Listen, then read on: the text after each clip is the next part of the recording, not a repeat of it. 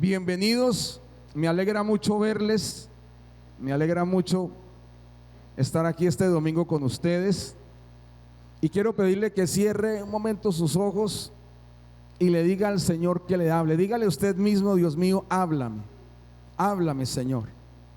Padre, en el nombre de Jesús te rogamos eso en esta mañana, háblanos. En verdad, Señor, gozamos de este calor que nos das, también cuando mandan la lluvia.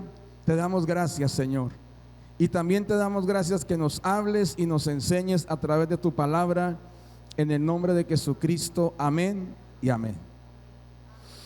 Bueno, mis hermanos, esta palabra la he titulado El cambio que convence. Amén. El cambio que convence. Y no les voy a hablar de política, no les voy a hablar de política.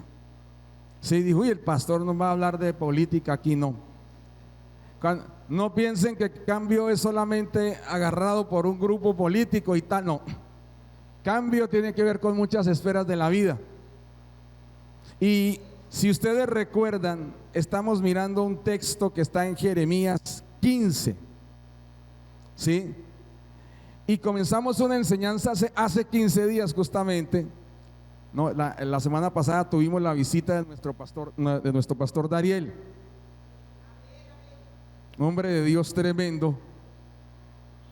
Y la semana hace 15 días hablábamos de recuperando la influencia, y le hablaba a los padres también de que es más fácil que los hijos le hagan caso a un reggaetonero que a los papás.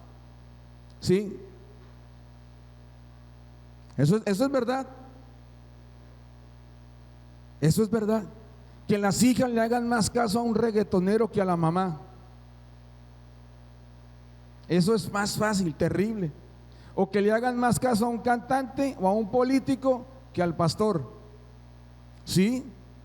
Hoy en día nosotros hablamos de lo que dice la palabra de Dios, de los principios que están en la Escritura, y llega un político y dice: no, vamos contra eso, sí, vamos contra eso, y van y le siguen. Y uno dice: pero ¿qué pasó con todo lo que aprendieron? No, es que el man dijo. No, hermanos, o sea, hoy en día estamos viviendo en una sociedad que se deja influenciar por cualquier cosa. La palabra de Dios nos enseña a perdonar, y la sociedad dice: un clavo saca otro clavo, y ya. La palabra de Dios dice: perdone al que lo ofende, bendiga al que lo maldice. Y la sociedad dice: el que está quieto no se molesta, usted me toca y mire a ver. ¿Sí? Y uno ve los agarrones entre hermanos, que el hermano mató al hermano, que el amigo mató al amigo. ¿Sí? Porque lo que está tranquilo no se molesta. ¿Sí? Eso es lo que el mundo enseña. Y el mundo está teniendo una influencia cada vez mayor, aún dentro de la misma iglesia. Si eso sirve allá, sirve acá. Uy, gracias. Con esto tenemos para una vigilia, ¿oyó? El pastor Dariel nos decía la semana pasada de que un pastor preguntaba por hasta qué horas tenía tiempo. ¿Sí? Y el pastor de la iglesia que lo invitó le dijo: usted puede predicar hasta la hora que quiera, nosotros nos vamos a las 11. ¿Sí? Entonces yo voy a respetar el horario que ustedes tienen, hermanos, amén. Entonces ya sé que en la casa los esperan, así que no me extenderé más allá de la 1, no, mentiras. Entonces vemos que hay una influencia muy marcada, modelos, estrategias y aún comportamientos. Y los que están llamados a influenciar se están dejando influenciar. Ya hoy en día los hijos no le creen a los papás. ¿Por qué? Porque han visto promesas incumplidas. ¿Sí? Una autoridad viene a decirnos: si garantizo la seguridad del municipio. No le creemos, porque hay una lista larga de promesas incumplidas. ¿Sí? Y cuando se vayan los que están mandando ahora, la gente no les va a creer después, porque tendrán una lista también de incumplimiento. Digo, claro, todos son los mismos, o sea, nadie cree en nadie. E inclusive nosotros los pastores no creen. ¿Por qué? Porque tenemos una larga lista de incumplimientos. ¿Qué dijeron? ¿Que yo me iba a quedar en limpio? No. Yo soy el primero entre todos los pecadores, dice la palabra de Dios. Y dice así, que Jesucristo vino a salvar a todos los pecadores, de los cuales yo, o sea, Él, el que está hablando con ustedes, es el primero. Amén.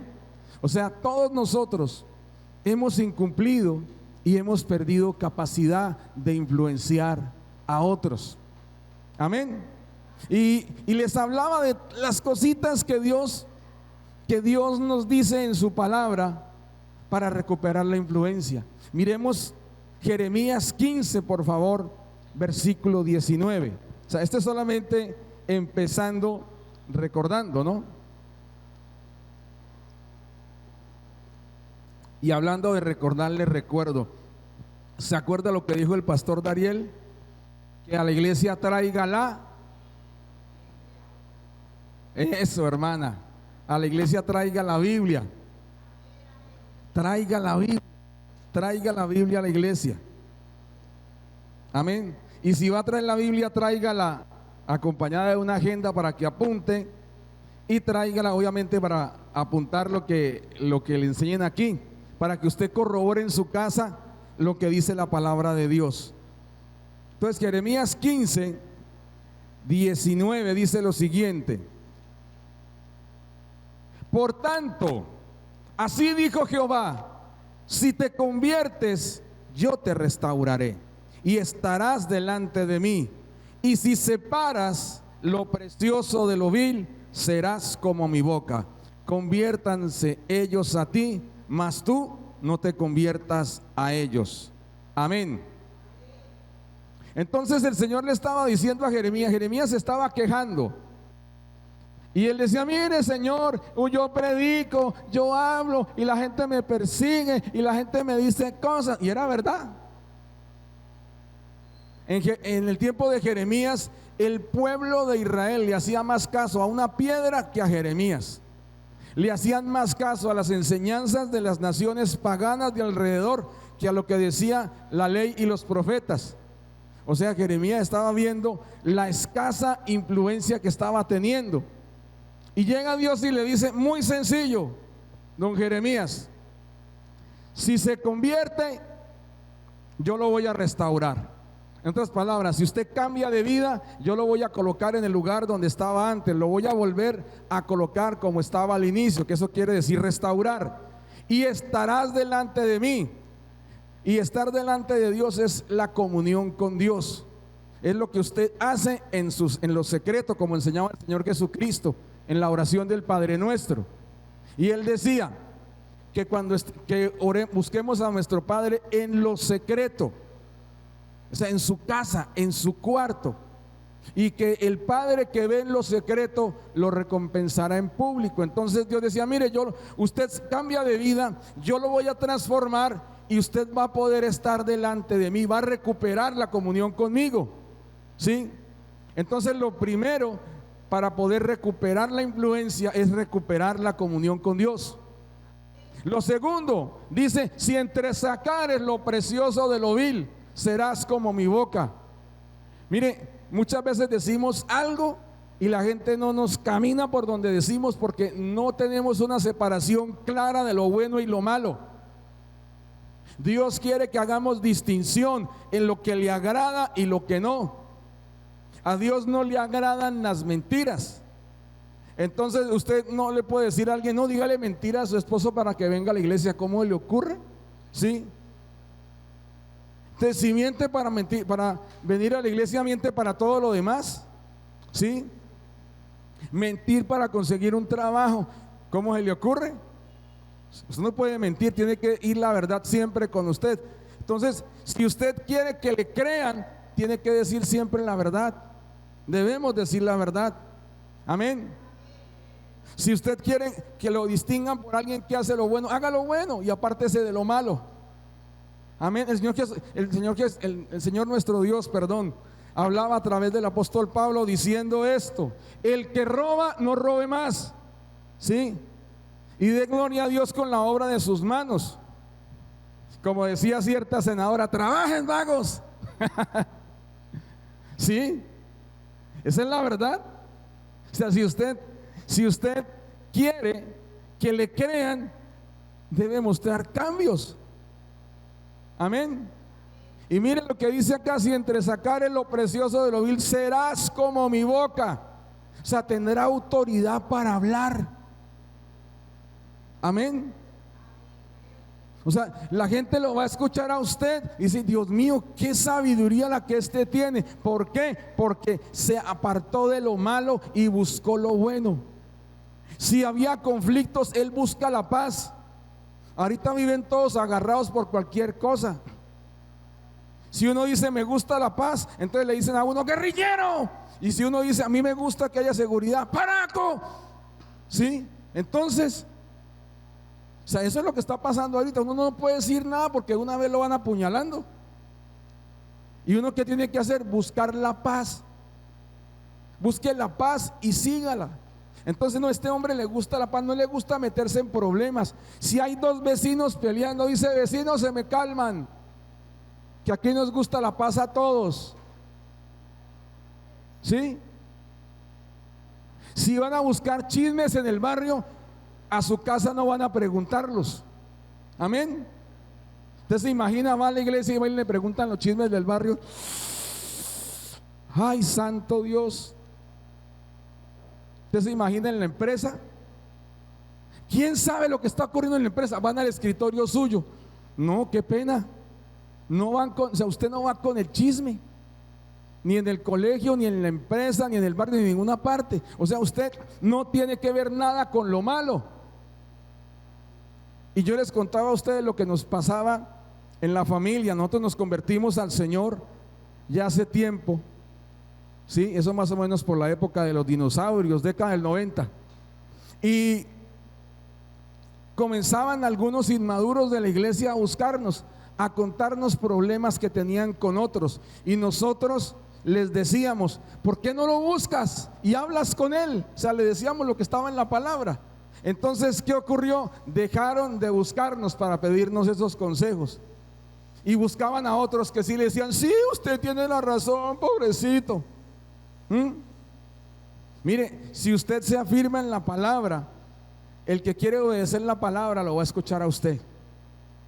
Si no, lo va.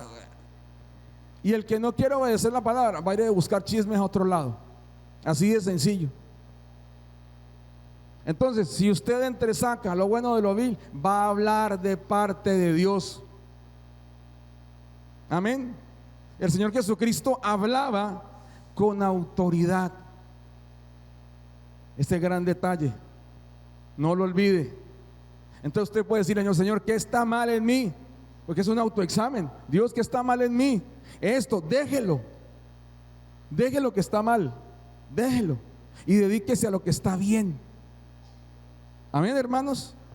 Eso es entresacar, eso es separar lo bueno de lo vil.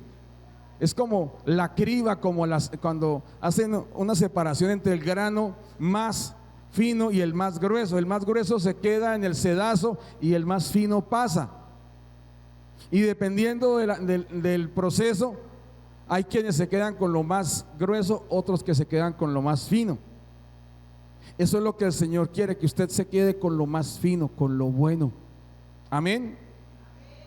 Y ahora, conviértanse en ellos a ti y tú no te conviertas a ellos. Mire, la influencia. Usted con estos principios, usted puede influenciar y la gente sigue a Cristo imitándolo a usted y no al revés. No, lo que pasa es que ese tipo es un brujo y manifiesta poder, entonces me convenció con su cuento y su argumento y ahí lo sigo. No, hermano, se debería haber convertido el brujo y no usted. Amén. Mire, es que hay gente que va a la iglesia y va y consulta a los brujos a ver qué le sale, por dónde le sale la respuesta. No, o sea, usted afírmese en lo que Dios dice en su palabra y no tiene que ir a buscar en otra parte. Amén. Entonces hoy voy a hablarles de un puntico. Dice: si te convirtieres, la conversión.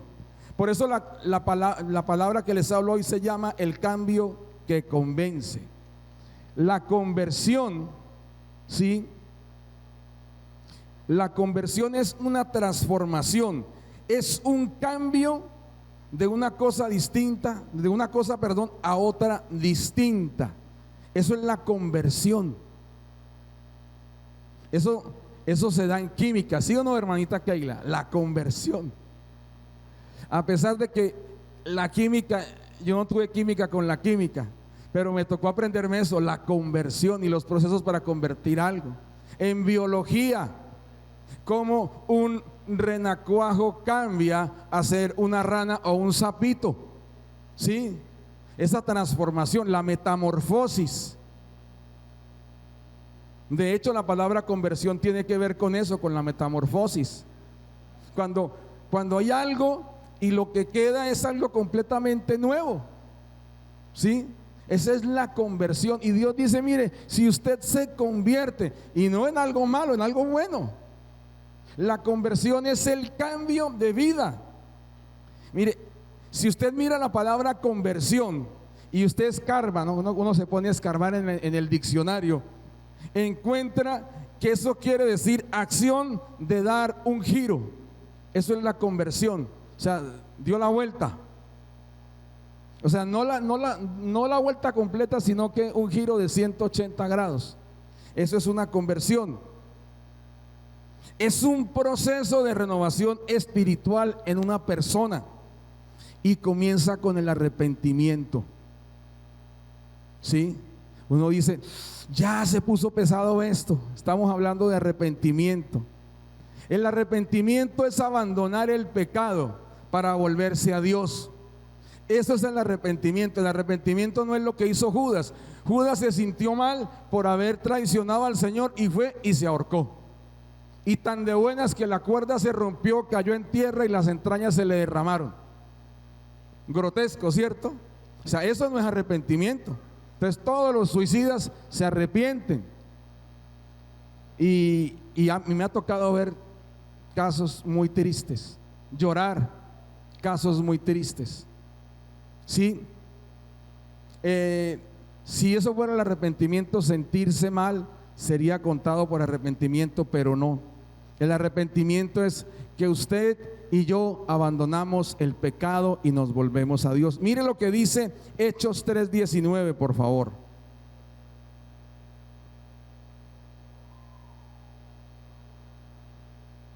Hechos 3:19. Dice, arrepentíos y convertíos. Sí, Señor. Así que arrepentíos y convertíos para que sean borrados vuestros pecados, para que vengan de la presencia del Señor tiempos de consuelo. Esta es versión 95. La 60 dice, para que vengan de la presencia del Señor tiempos de refrigerio. Entonces, el arrepentimiento siempre va unido a la conversión. Tiene que haber un agente de cambio, tiene que haber algo que motive ese cambio. Un cambio no se da porque sí. Amén. O sea, nunca ocurre un cambio. Mire, los que dicen, yo voy a cambiar el 31. Dicen y le prometen a la señora y le juran y le lloran y le dicen, mija, el primero dejo de tomar. Y al mediodía están celebrando que llevan mediodía sin tomar, con otra tomada. ¿Sí? Terrible. Los niños dicen, papá, le juro, por esta, miren, por Chuchito, que el primero dejo de decir groserías. Y el papá, ¿será que este muchacho cumple? Y al minutico de cumplirse el 1 de enero están madriando a todo el mundo. ¿Sí? Hasta ahí le llegó la promesa, un empujón y está agarrándose insultos con otro compañerito. O sea, nosotros no podemos cambiar de por sí si primero no nos arrepentimos, si primero no reconocemos nuestros pecados. La primer prédica de nuestro Señor Jesucristo fue: arrepentíos porque el reino de los cielos se ha acercado a vosotros. El Rey de Gloria se acercaba, y ¿qué pedía? Que la gente se arrepintiera. Antes de venir el Señor Jesús, Juan el Bautista decía: arrepentíos porque el reino de los cielos se ha acercado a vosotros. Él ya presentía que venía el Salvador, entonces estaba pidiéndole a la gente: alístese que ya viene el Señor. Arrepentimiento, cambio, amén. Y luego dice: y convertíos. O sea, luego del arrepentimiento viene la transformación. Ya hay una razón para cambiar. Ya Jesucristo el Señor está en mi vida, entonces mi vida debe ser nueva. Amén. Mire lo que dice 2 de Corintios 5:17. Esa se la deben saber. ¿Hay alguien que se la sepa por aquí de memoria? 2 de Corintios 5:17. 5:17. ¿Ya? Dice: de modo que si alguno está en Cristo, nueva criatura es. Las cosas viejas pasaron, he aquí todas son hechas nuevas. Amén. Nueva criatura, estamos hablando de nueva vida.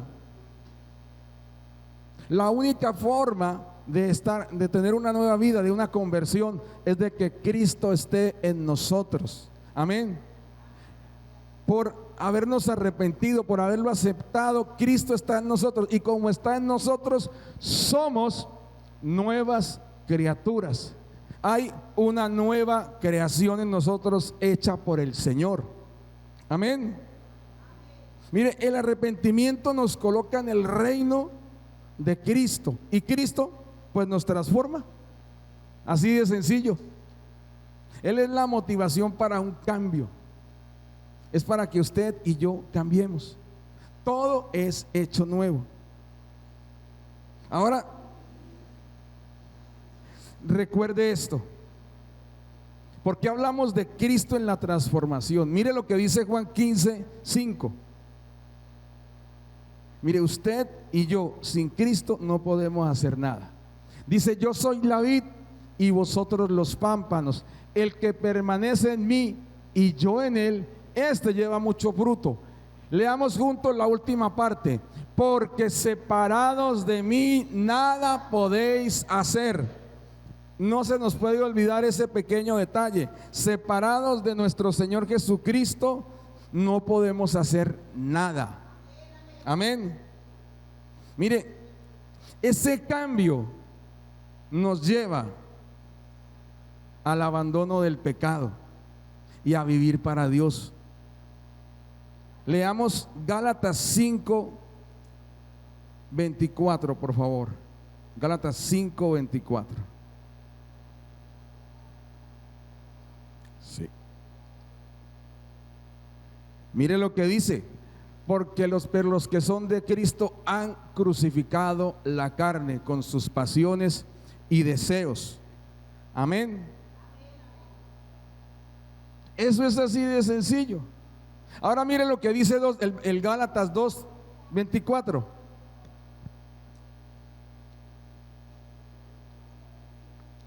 Gálatas 2. ¿No? Pero qué pena contigo. Gálatas 2.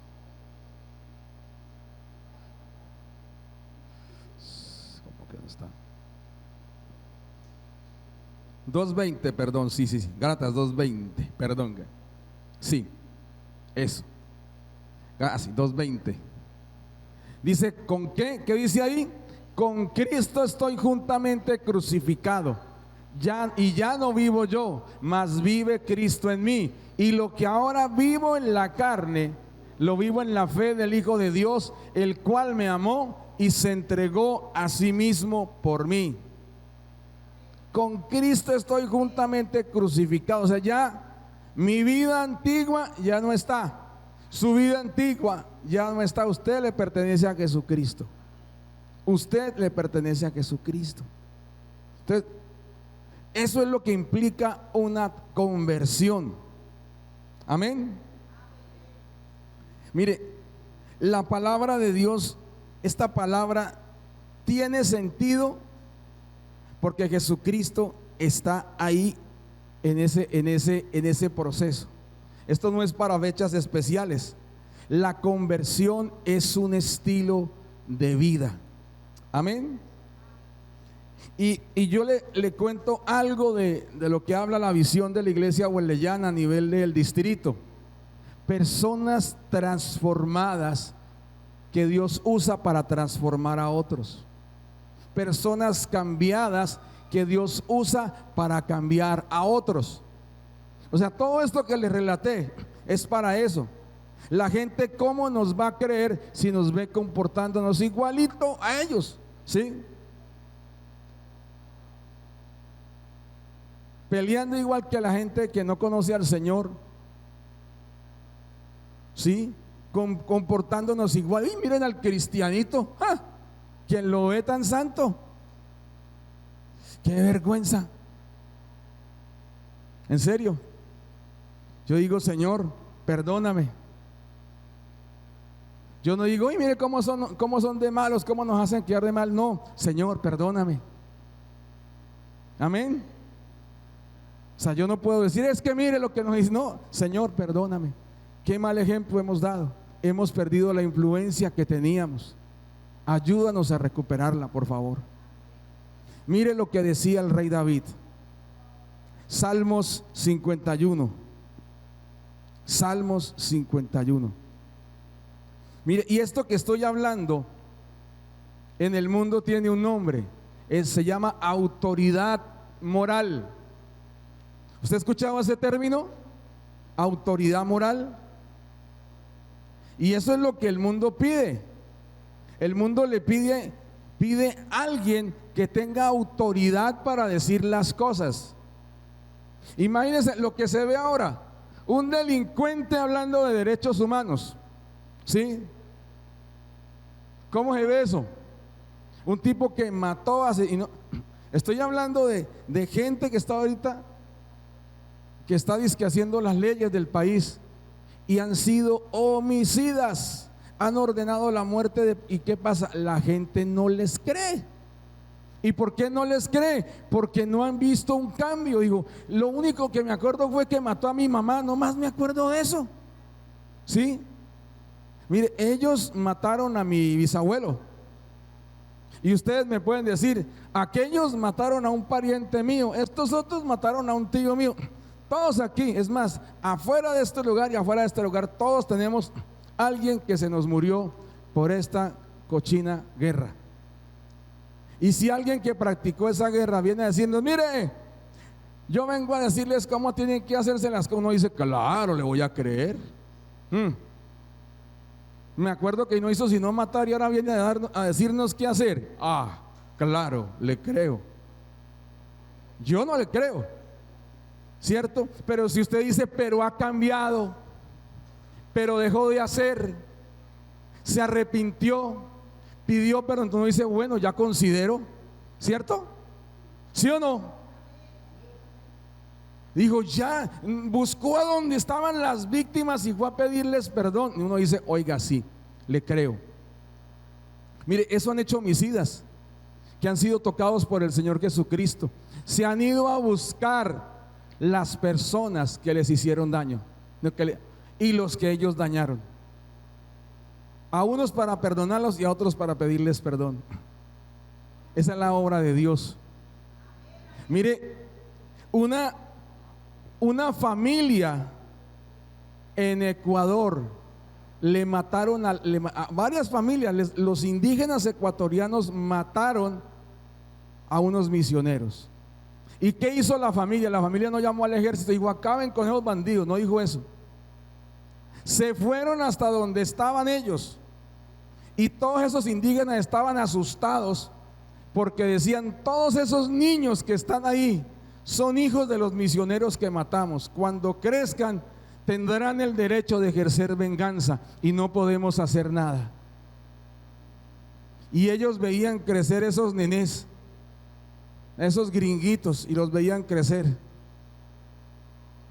Pero luego, en vez de buscarlos para matarlos, los buscaban para orar por ellos y para hablarles de Cristo. Las esposas de estos misioneros se dedicaron a atender a los enfermos de esa tribu.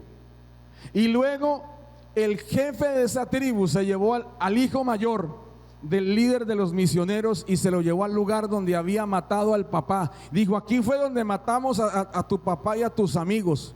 Y le entregó la lanza y dijo: tú tienes derecho a ejercer la venganza. Y se puso así para que este muchacho le atravesara el pecho con la lanza. Y el hombre le dijo: mi papá no perdió la vida, la entregó por Jesucristo. Y llegó, lo abrazó y lo perdonó. Mire, estas tribus no pasaban de 25, 30 años y se morían. No conocían nunca a sus nietos.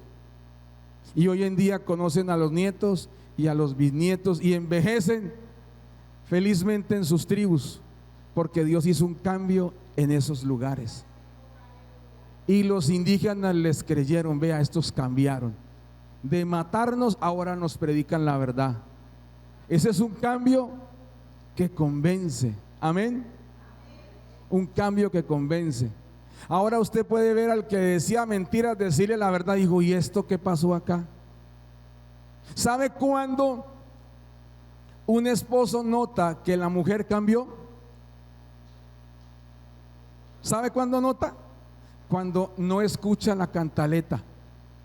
Llega a la casa y como que entra y dice: bueno, tengo aquí listo el pollo por si acaso dice algo, y se lo tiro y salgo corriendo, no el pararrayos. Y entra y en vez de eso: mi hijo, Dios lo bendiga. Quiere tomarse un tintico y lo mira si no está turbio, de pronto tiene alguna cosa ahí dentro del tinto, no. Se lo toma con esa: no, estoy vivo todavía. Toma el tinto. Venga, niños, tráiganle las chaclas a su papá. Digo, de cuenta que esta mujer me está atendiendo bien.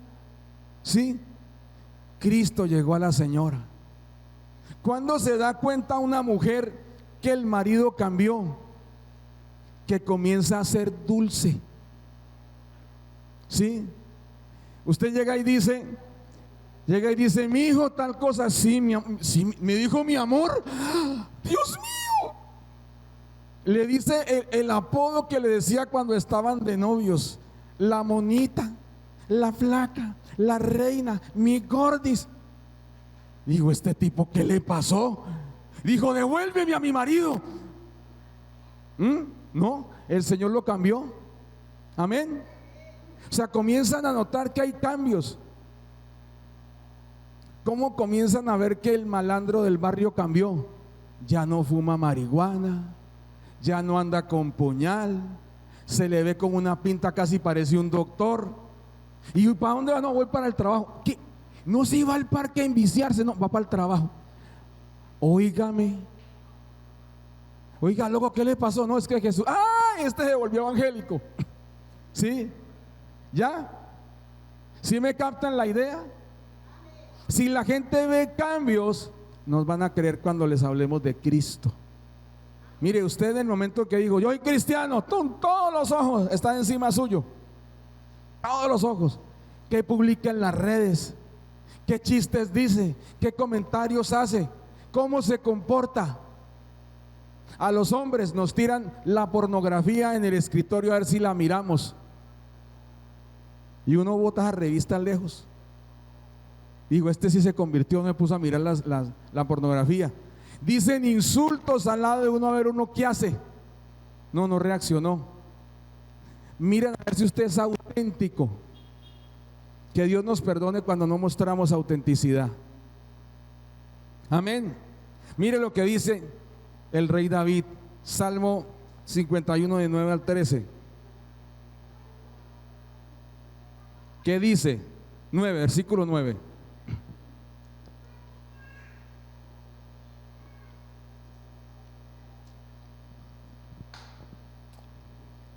Dice: esconde tu rostro de mis pecados y borra mi rebelión. Aquí está confesando sus pecados.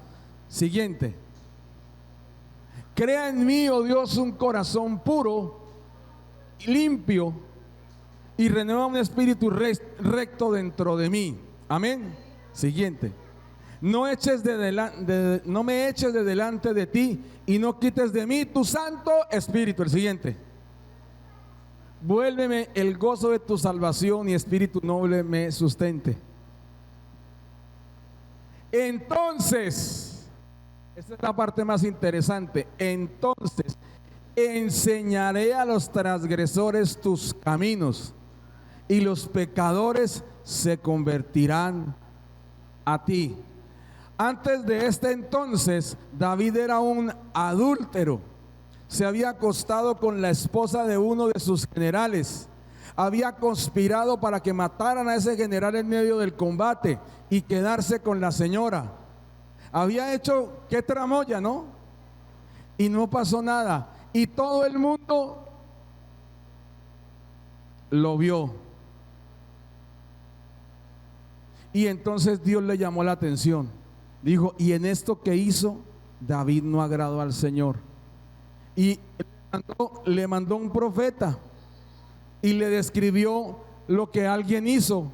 Y el rey David dijo, ese hombre es digno de muerte por haber hecho eso. Y el profeta le dijo, ese hombre es usted, que teniendo cuanta mujer quisiera a su disposición, escogió la mujer de su prójimo. Y cuando el profeta le descubrió su pecado, el hombre cayó de rodillas. Usualmente lo que hacían los reyes es, este hombre me ha ofendido, guardias, mátenlo. No, el rey David cayó de rodillas, se quitó su vestidura real, entró en ayuno, entró en arrepentimiento, dijo, soy una porquería. Y compuso este salmo. Y aceptó que Dios le corrigiera como Dios considerara. Y Dios así hizo. Pero mire, después de eso dijo, entonces enseñaré a los transgresores tus caminos. Mire, todos somos pecadores, todos cometemos errores. Amén. Todos cometemos fallas. Todos. Pero cuando nosotros cambiamos, aceptamos el llamado de atención y nos convertimos al Señor, entonces, diga conmigo, entonces enseñaré a los transgresores tus caminos. ¿Sí? Y los pecadores se convertirán a ti. Mire, la gente nos va a creer si ve que hay un cambio. Ese es el cambio que convence. Amén. Amén, hermanos. ¿Qué necesitamos de estrategia de evangelismo? Cambiar. Amén. Pastor, ¿cuál es la estrategia de evangelismo de la iglesia? Que usted y yo cambiemos. Entonces le vamos a enseñar a los transgresores. ¿El transgresor qué es? El que rompe la ley, el que va de cumplir las órdenes de Dios. Ese es el transgresor. Tendré la autoridad moral para decirle, mire, usted está haciendo eso mal. ¿En serio? Sí. Dice, enseñaré a los transgresores. No solamente le voy a llamar la atención, le voy a enseñar. Mire, loco, por ahí no es. El camino es por acá. El camino es Jesucristo. Amén. La gente va a decir, si es verdad, lo veo distinto, le creo. Y como resultado, los pecadores se van a convertir a Dios. ¿Qué queremos? Que la gente conozca a Cristo. ¿Cuál es el instrumento para que la gente conozca a Cristo? Usted y yo. Ese es el instrumento. Yo, sí, usted es el instrumento de Dios para alcanzar a otros para Cristo, hermanos. Y yo le digo algo, hoy es el día del cambio. Amén. ¿Usted cuándo piensa cambiar? No sé, pastor, lo voy a meditar. Que no le pase como el faraón. ¿Sabe la que le pasó al faraón, no? Las plagas. Imagínese usted la plaga de ranas. Usted han oído de la plaga de ranas, ¿no? Que Moisés extendió la vara sobre los estanques y salieron ranas y sapos como no se ha visto, y cubrieron toda la tierra de Egipto. y cubrieron toda la tierra de Egipto. ¿Usted se imagina que se vaya a sentar a un lugar y tenga que sacudirlo porque hay ranas? ¿Usted va a cocinar algo y tenga que sacudir las ollas porque hay ranas? Y tenga que hacer así porque hay ranas sobre el techo, de pronto le caen en la sopa, ancas de rana. Se va a acostar y tiene que sacudir la cama porque hay ranas. Se va a poner las chanclas y tiene que hacer así porque hay ranas. ¿Siente usted la piel fría de la rana? ¿Usted no ha sentido eso?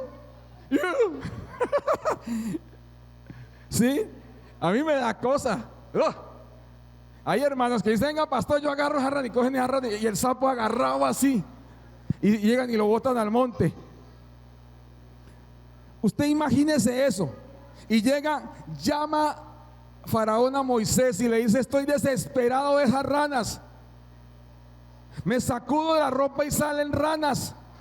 Ranas por todo lado, hasta en la sopa.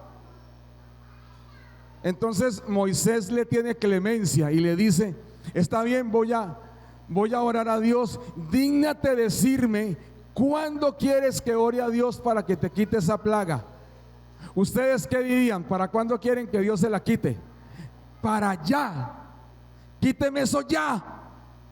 ¿Sabe para cuándo dijo el genio del faraón que le quitara esas plagas? Dijo: mañana. Dios mío, uno le provoca meterse a la Biblia y cogerlo a cachetadas para mañana. ¿Usted se aguantaría una plaga de ranas en su casa? Ratas. Imagine usted ratas. Las oye caminar por el techo, por el cielo raso, ratas. No, yo quiero acabar con esa porquería ya. No, él pidió que se fueran mañana. Por Dios. ¿Cuándo va a cambiar usted, hermano? No, pastor, mañana. ¿Usted va a seguir con ese genio hasta mañana? Ay, Dios nos libre. O ese comportamiento, seguir yo con ese comportamiento. No, Dios lo libre de mí. O sea, no, hermanos. Eso es una plaga, en serio. Eso nos aparta de Dios. El cambio es hoy. Usted comienza hoy arrepintiéndose y volviéndose a Dios. Hermano, no se demore. Amén. Vamos a colocarnos de pie, por favor. Y vamos a orar al Señor.